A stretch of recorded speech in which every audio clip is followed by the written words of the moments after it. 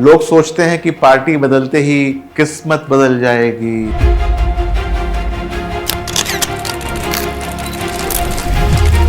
राजनीति में भावनाओं से नहीं, विवेक से चलता है खेल। हर संभावित नेता को लगता है कि नई पार्टी से नई शुरुआत हो जाएगी।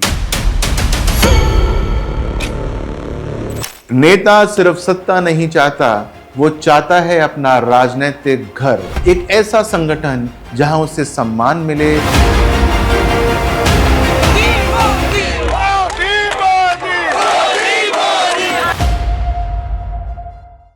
नमस्कार।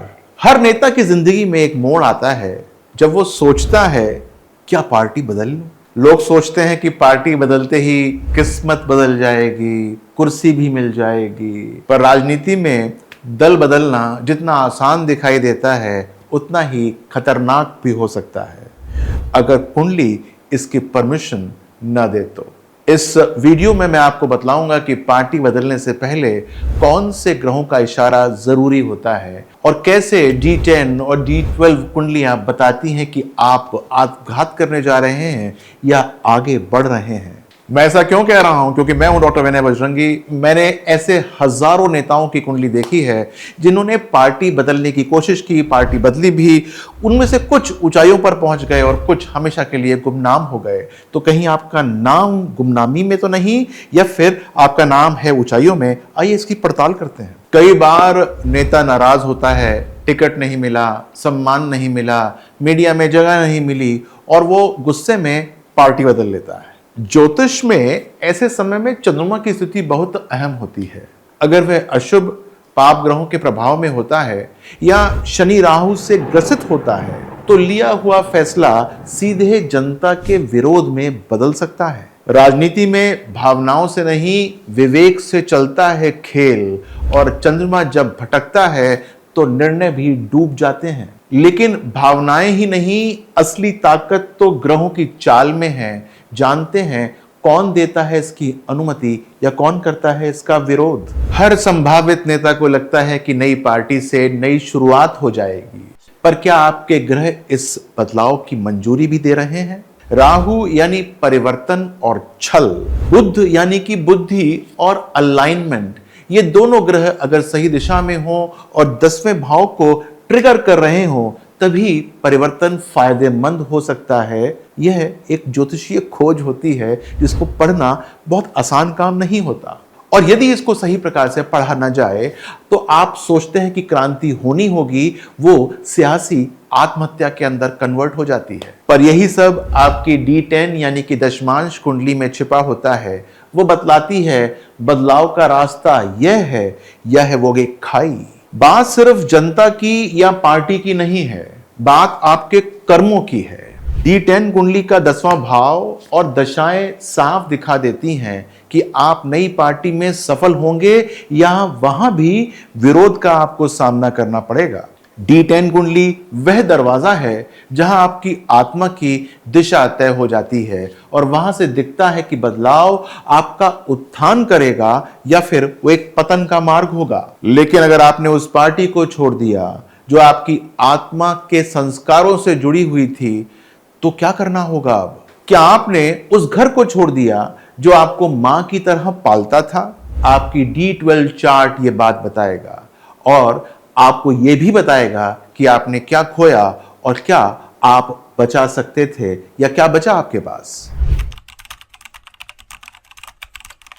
नेता सिर्फ सत्ता नहीं चाहता, वो चाहता है अपना राजनीतिक घर, एक ऐसा संगठन जहां उसे सम्मान मिले, समर्थन मिले और मिले सुरक्षा।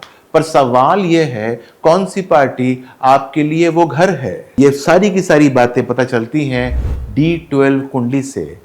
यह बताती है आपकी लिनेज, आपके संस्कार और वो साइकोलॉजिकल कंफर्ट जोन जिसमें आप खुद को सुरक्षित महसूस करते हैं। अगर आप बार बार पार्टी बदलते हैं और कहीं भी नहीं टिक पाते तो समझ लीजिए आपने अपने D12 कुंडली को बिल्कुल इग्नोर करके रखा हुआ है। D12 कुंडली बताती है किस पार्टी में आपकी वह नर्चरिंग मिलेगी या होगी जैसे एक माता पिता अपने बच्चों को देते हैं।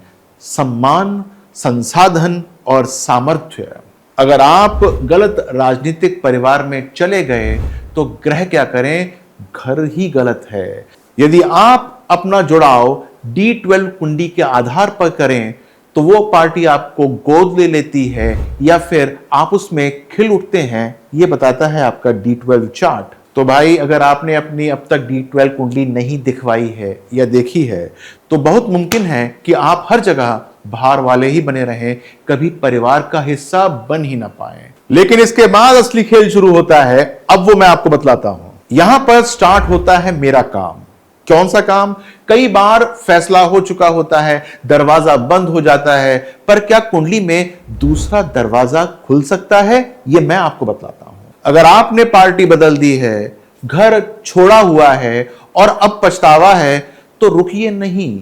मेरे पास ऐसे विशिष्ट उपाय हैं जो ग्रहों की वर्तमान दशा, गोचर और D10 चार्ट के सत्ता योगों को पुनः सक्रिय कर सकते हैं। ट्रांजिट बेस्ड रेमेडीज जो सत्ता को वापसी का मार्ग देते हैं, पर शर्त यह है कि उपाय सही हो, सही समय पर हो और आत्मा से किए जाएं, क्योंकि सत्ता की वापसी तभी होती है जब आत्मा और कुंडली दोनों फिर से एक ही दिशा में चलना आरंभ कर देते हैं। तो अब आपको समझ में आ गया होगा कि पार्टी बदलना सिर्फ रणनीति नहीं बल्कि आध्यात्मिक, मनोवैज्ञानिक और पारिवारिक निर्णय होता है। D1 बताता है दिशा, D10 बताता है कर्म का रास्ता और D12 बताता है कौन सी पार्टी आपकी आत्मा को घर जैसी लगेगी। राजनीति में चाहिए स्थायित्व, तो पहले जाने कौन सी पार्टी आपकी आत्मा के संस्कार से मेल खाती है। तो अगर आप जानना चाहते हैं कि आपकी D12 कुंडली किस पार्टी के साथ आपके कर्मों का जुड़ाव दिखा रही है, तो डिस्क्रिप्शन में लिंक है, वहां मुझसे आप जुड़ सकते हैं।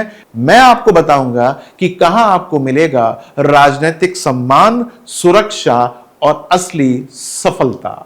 अगली बार मैं खोलूंगा सबसे खतरनाक राज, कुंडली में छुपे हैं पॉलिटिकल गुप्त शत्रु, कैसे पहचानेंगे और कैसे करेंगे उनका निवारण।